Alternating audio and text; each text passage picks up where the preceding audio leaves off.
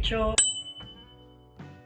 I'm here at Sewing Machines UK in Gillingham, and I've got the Brother cover stitch CV3550 here today, so I'm going to take you through threading up that machine.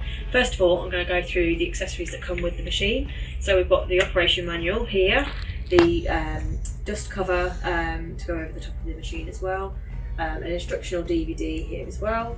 We have a clear view foot, which is great for just being able to have a better vision of your stitching rather than the metal foot that's on there, so a clear view foot there. Screws for any extra attachments you might want to get as well, so they come with the machine. Your accessories here, your tweezers, your lint brush, your eyelet key there as well, and spare needles. Spool nets, we have some spool caps, and also your spool mat sponges there, and it all comes in this little accessory box, which is really handy. So there we have it, they're the accessories that come with the machine.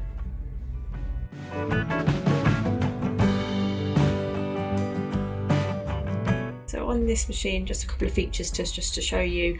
I've got my foot pressure here, so again, depending on the thickness or the type of fabric that you're using, you can increase or decrease the foot pressure using the screw here. We have a free arm on the machine here as well, so it gives you a nice small area if you want to do sleeves or trouser legs, anything cylindrical that's a bit tricky to sew on a flatbed. Inside the machine, you've got this area for your tweezers, your Allen key there, and your spare needles. They live in there. And then on the side of the machine, you've got your foot lift. Again, as always make sure your foot is up when you start threading, so your tension discs are open. You've got your stitch length here, so the higher the number, the higher the stitch length. The longer the stitch, and your differential feed here as well. So again, that works with the feed of the machine depending on the stretch fabric that you're using. So if you want more stretch, you can decrease the differential feed, and then increase it if you want less stretch. So you can have that fluted effect. And then you've got your tension dials for each of your threads. So your 3 needles, your lower looper, and then your top cover there as well. You've got your spreader.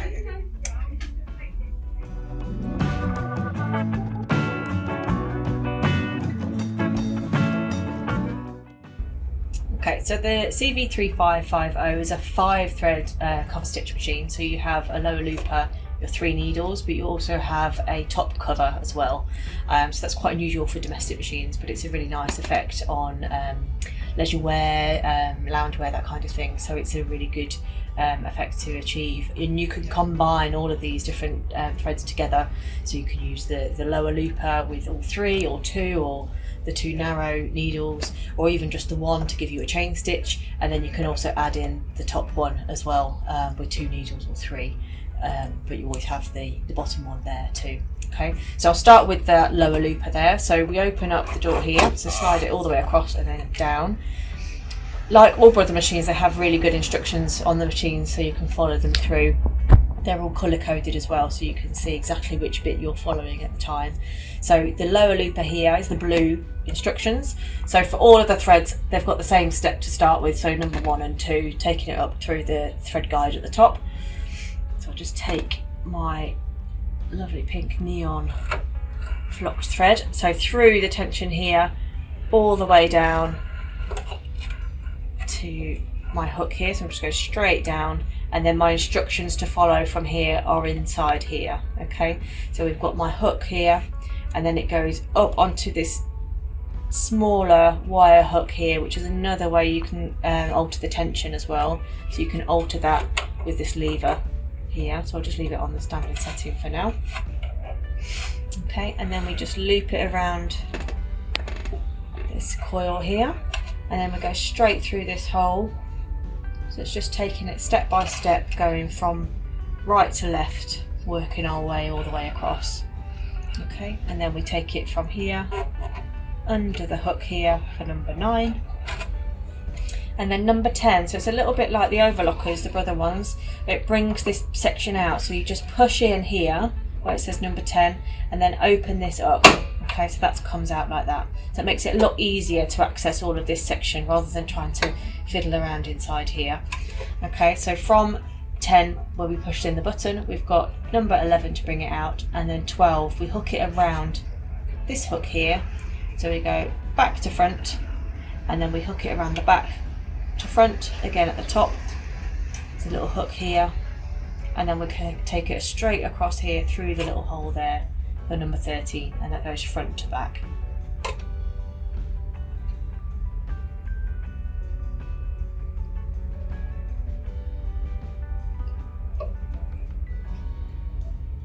Okay, just unhook the thread from there. There we go. Okay, so that's gone through really nicely, and then I can just push that back in again. Okay, and then we just leave about 10 centimetres or so just hanging there. Okay. Okay, so I'll go on to thread the needles next. So I've got the 3 needles here, they're all colour coded, so you can follow each individual colour as you go. So we'll do the left hand needle first, following the yellow instructions. Okay, so I'll just take this one here, thread it through the tension, underneath the little guide here, all the way around, and then to the left hand side of the thread splitter. We've got this new sort of thread guide here as well. You just have to lift it up with your thumb just to ease the thread into there. So we've got one section this side for the left hand needle, and then 2 sections here on the right side for the 2 right needles.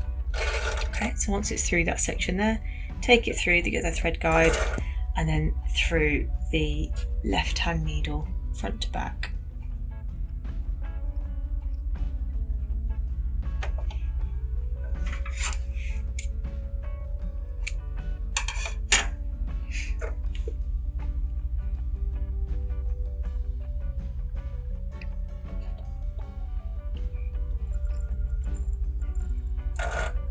Okay, and then I'll go on to do the middle needle, following the green instructions all the way through, and then we go to the right hand side of the thread splitter, and then the right hand side of the top guide into the bottom thread guide there, and then through the middle needle front to back.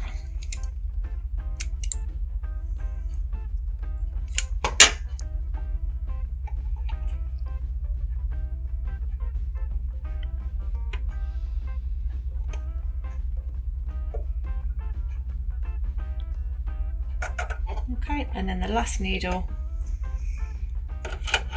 same steps again, through the tension, around the guides,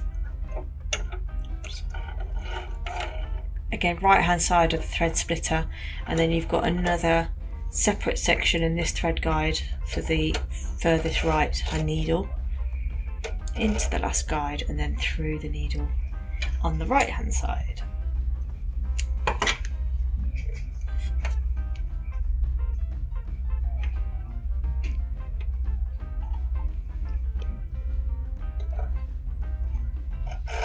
Okay, so that's our needles threaded up. So as we are now, we could do a normal cover stitch. We could use all 3 needles and the lower looper.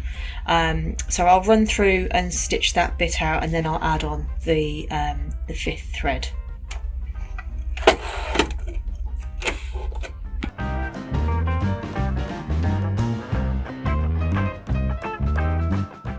So because I've only got the 4 threads on at the moment, I'm just going to take these attachments off. This just for the 5th thread, and I'll attach them again afterwards. They come off nice and easy, and I'll just run through with the 4 threads. So I've got my 3 needles threaded, my lower looper. You want to start on the fabric, not like your overlocker where you start off the fabric, because you're not making a chain. Okay, so then I'll start.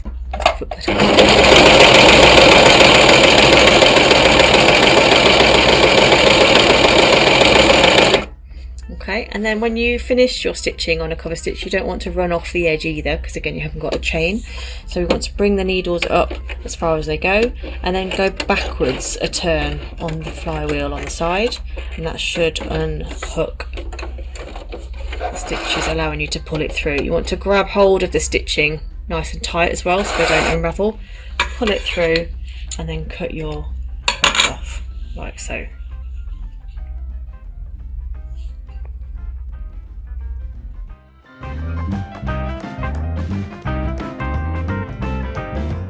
So I'm going to add on the 5th thread, the top thread, which is unique to this machine.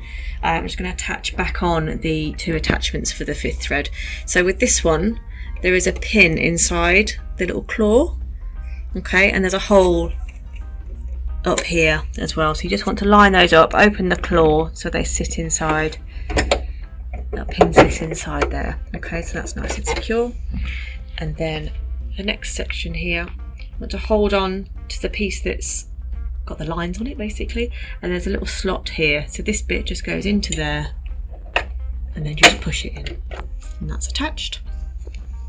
So then take in our 5th thread through the guides like before, through your tension, and open the door to check the instructions for the purple instructions for the 5th thread as well. So this is in here, okay, so we take it round here through the guides, but instead of following where the needles go, the purple arrow goes down, so you take it into that hook there, and then you can follow this more zoomed in set of instructions here. So we take it from the hook down to here, open up this thread guide, again just lift it with your thumb or your finger so the thread sits in there nicely, hook it into here, and then around this hook straight over the needles and then into this hook here, and then the thread will go underneath the foot ready to sew that 5th thread like so.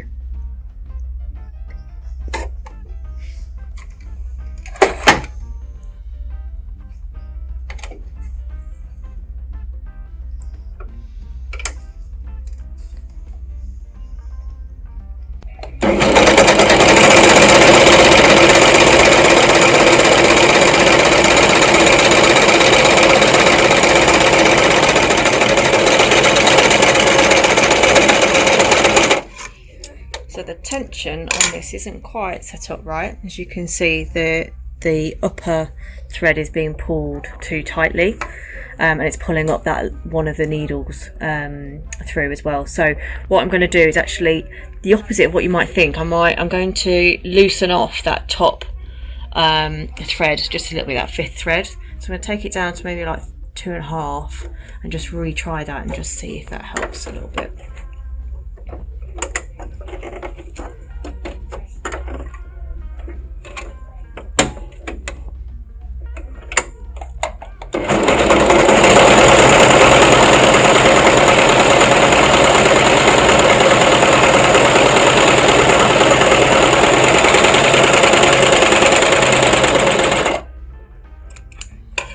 So you can see that looks much nicer. So you've got that lovely spread of the top thread there. It's looser now, so it's not being pulled around too much. It's sitting nice and flat along all 3 needles, and then on the back you've got a nice spread of the back thread there as well. Because you've got the 2 loopers effectively, you can run off like you do an overlocker, so it's not so restrictive as the normal cover stitch with the without that top looper happening as well.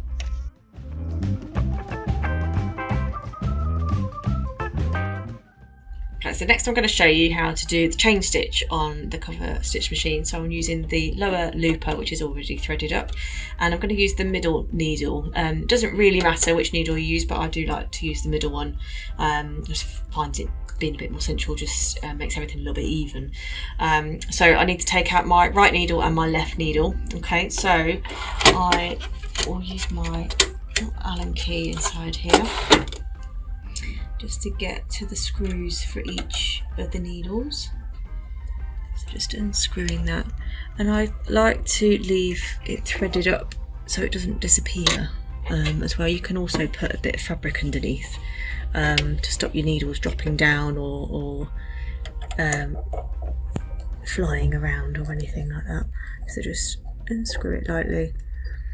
Okay, and then they come away, and then once you've got them out, you can just pull the thread through, and then you know you've got both needles out of the way, and just pull the thread back through.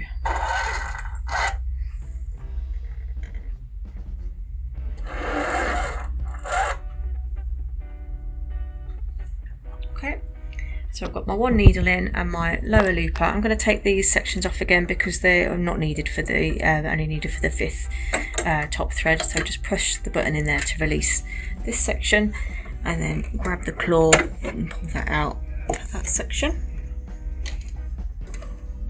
And then lower my foot.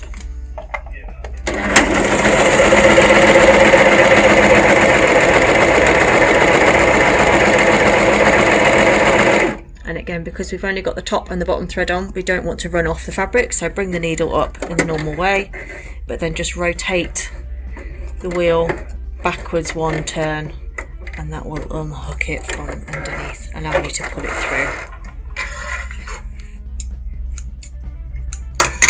Okay, and that gives you a nice straight stitch, and on the back you've got your chain stitch there. And using the flock thread gives it a really nice effect, and also gives it a bit more of a 3D look as well.